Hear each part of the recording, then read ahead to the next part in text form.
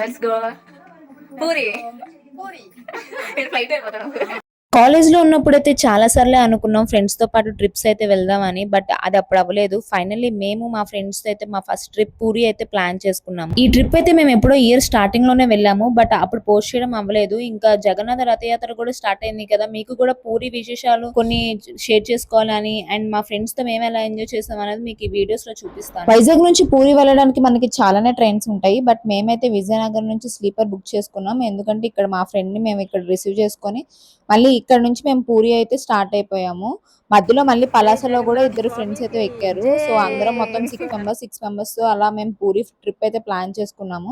మా ట్రైన్ అయితే 12:30కి, బట్ చాలా లేట్ చేసేసాడు. 12:45 అలా వచ్చింది. అప్పటికి బాగా నిద్రలు వచ్చేస్తున్నాయి.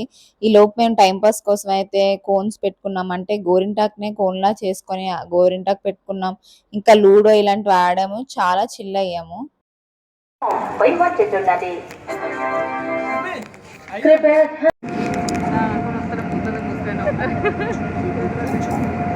ఏదో 12:41 మన ట్రైన్ అయితే వచ్చేసింది. ట్రైన్ ఎక్కేద్దాం. అప్పటికి చాలా నిద్ర వచ్చేస్తుంది. ఇంకా పడుకుని పోద్దాము. బాయ్.